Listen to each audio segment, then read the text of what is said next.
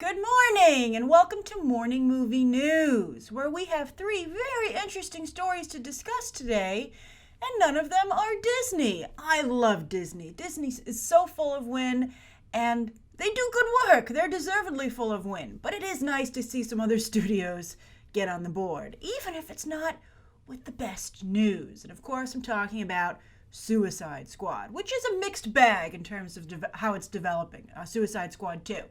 So the good news is that David Ayer is totally out. He's not scripting it. He's not directing it. He's moved on to Gotham City Sirens. But that's where the bad news begins, in that he's taking Harley Quinn with him. I don't know if she would be in the next Suicide Squad movie.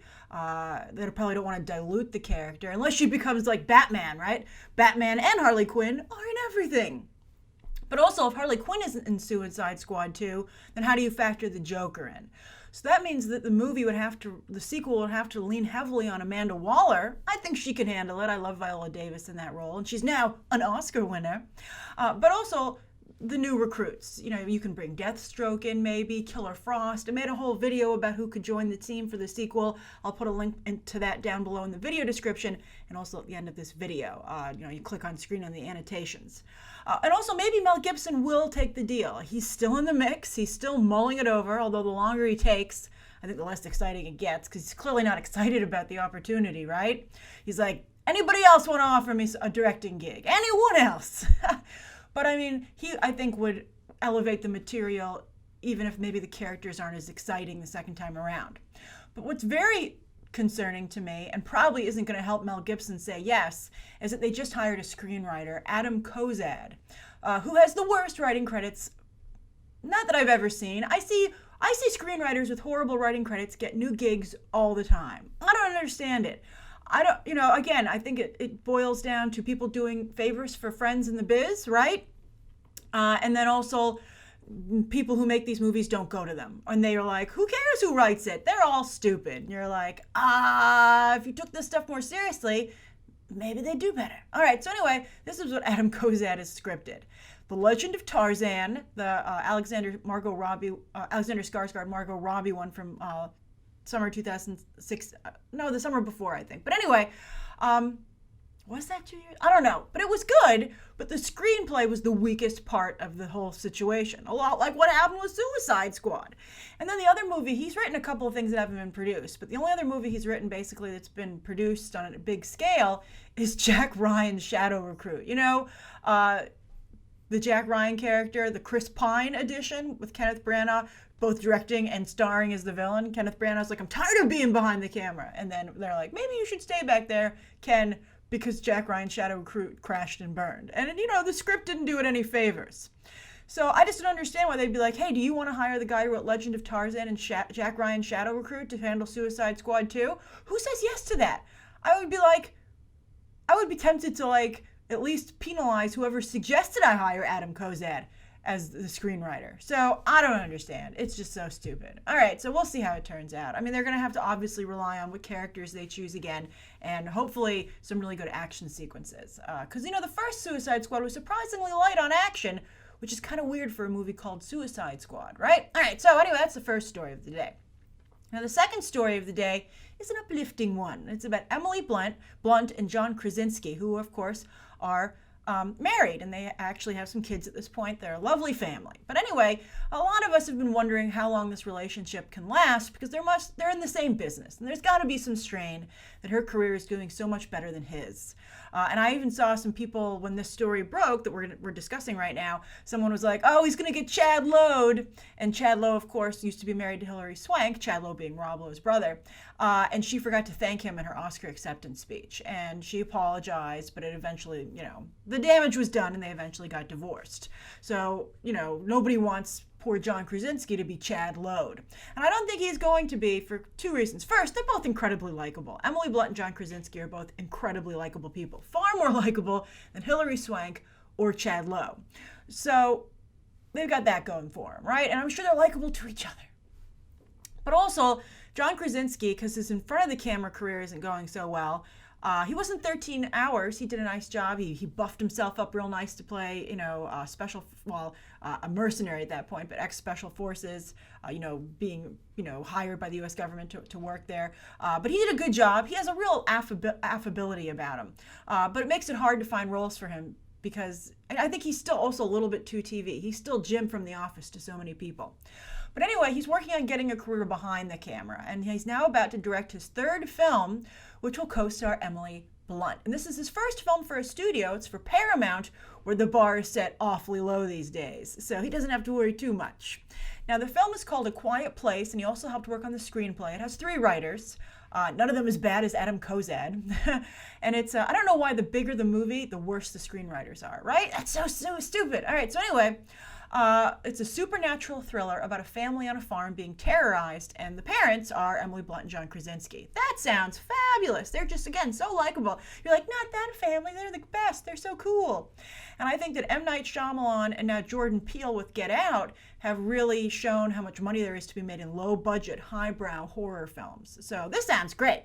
I think it's great for both of them individually because, let's be honest, Emily Blunt's getting high-profile gigs, but her box office numbers are still poor. I still label her box office poison because even though she gets the gigs, I don't think any of the movies she stars in do as well as they really should. We'll see how Mary Poppins does with her in the lead. So she could use a low-budget horror win. And then also, John Krasinski could just use any win these days. And then also, I think it's great for them as a couple. It's a little bit tricky. I don't know if they want to maybe... I think they're both in a place where who cares if everybody associates them together as a couple, right? I mean, I think they both could use the box office win. So this sounds really good to me. And let's keep an eye on that because I think that's a great property. All right, so the third story of the day is that Dwayne Johnson is his own best friend on social media, where he just yesterday Instagrammed out that his upcoming film Skyscraper has a release date. They've slated it for July 13th, 2018, and it's from Universal and Legendary Pictures, which is having some problems. This gets very interesting in just a moment.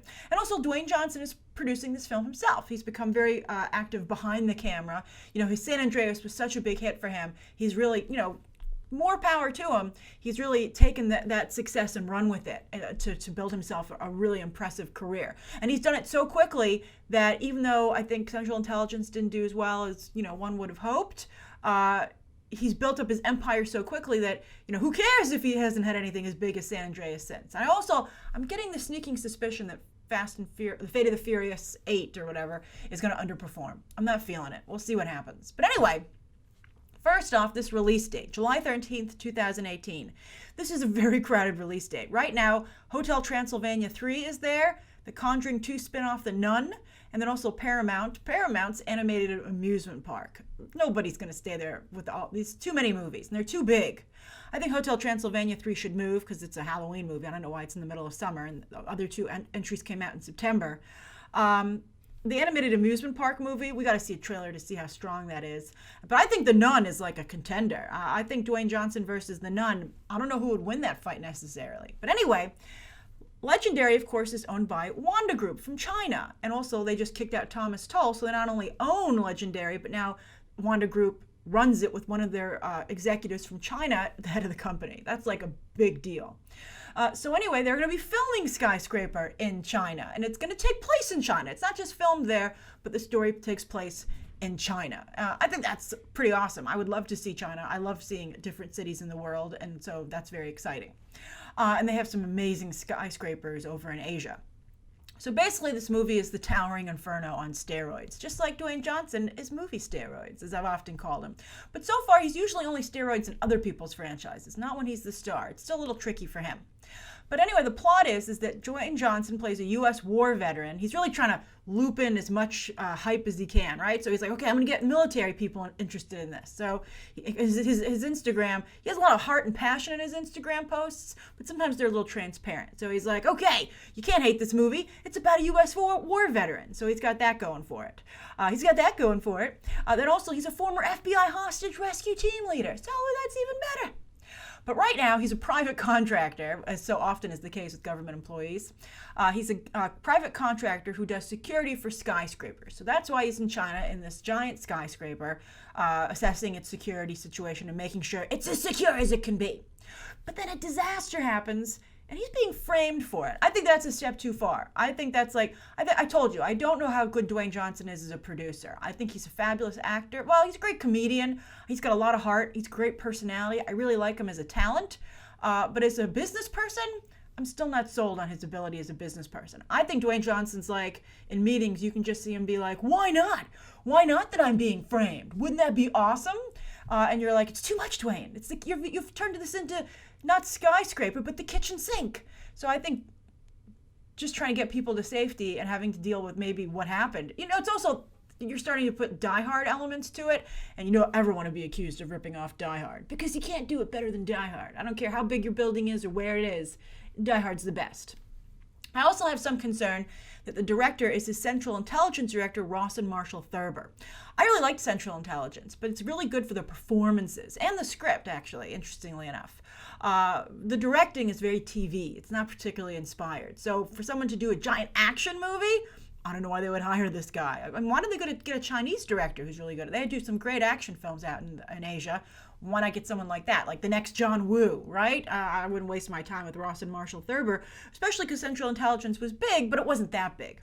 Of course, San Andreas was directed by Brad Peyton, who already cut his action teeth on Journey 2, which was not a bad movie, but San Andreas was a really good movie. Like, it was a real solid film. It wasn't like one of the best movies ever made, but no one could not like it, basically. It was a fun movie, and that's why it did so well. But I have to say, with the China locale, I have to see a trailer for this, but I'm pretty interested in it. I think this is a strong contender, but I do think that The Nun, don't underestimate James Wan, and don't underestimate the films that he does. So it's going to be a tough battle.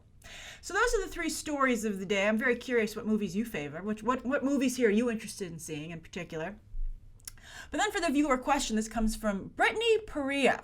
So Brittany has a really good question. So Brittany says, hey Grace, I have a question that's a bit off topic. It's not Brittany, it's a great question, but I think you would be able to help me out. Happy to.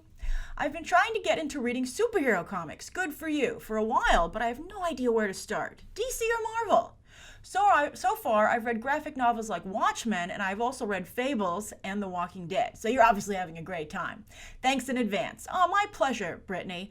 It's interesting. Marvel and DC, I read both of them. I think they're an Image. Those are the big publishers right now. I read a couple of Boom titles as well. I've been reading some of the Archie comics, but I think they're not going anywhere, so I'm probably going to drop most of them. But DC, Marvel, Image, and I like Giant Days from Boom, basically. All right, so as for where to start, it's tough with graphic novels where to start with Marvel, because Marvel doesn't have a lot of really standalone good storylines that you can read. There are great crossover events. I liked Avengers versus X-Men. I thought that was interesting, but I think it would be really hard to read without, having read the titles that go up to it. I think Grant Morrison's run on X-Men is quite good, and I liked what Brian Michael Bendis did as well. So there's stuff you can pick up. But DC has a lot of great trades for you to read. So I would suggest The Killing Joke, The Dark Knight Returns, The Long Halloween, and Dark Victory. Those are all Batman. I would also suggest Superman for All Seasons, my favorite Superman graphic novel. Grant Morrison did some interesting things there too. Grant Morrison, he's such a great starter, but his finishing is horrible. All right, also, the new Rebirth Wonder Woman series that Greg Rucka is writing, which is only on issue, I think, 18 or so you can catch up pretty fast, is excellent.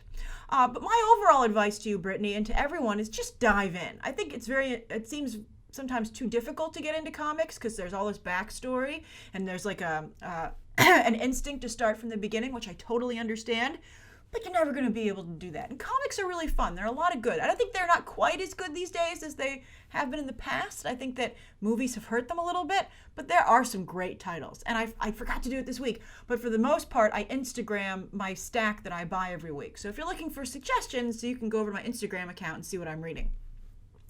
But I would just jump in. Just jump in, start reading, just pick up what interests you, and you can always find out what's happening through Wikipedia, through the DK makes some great encyclopedias that you can read about.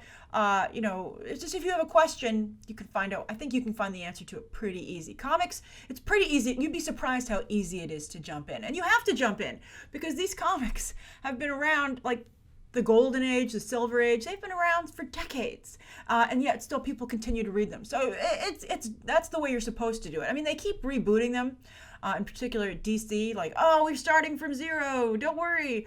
I don't think that works, because what makes, I think, comics really strong is the mythology and the backstory, and they lose that every time they do that. But the Rebirth Wonder Woman I think that's my favorite Rebirth title. It's really, really good. So check those out. I hope that's helpful, Brittany. And again, you can check my Instagram account for ongoing titles to read. And then as for graphic novels, I hope that should keep you busy for a little bit. All right. Thanks for your question, Brittany. Thank you, everybody, for tuning in today. Please write down below, I think, in today's top 3 stories. If you have any suggestions for Brittany or other or people who want to get into comics, what to read, how to go about it, be sure to write them down below. And you can also tell me what you'd like to see covered tomorrow and any questions that you might have. Thanks for watching.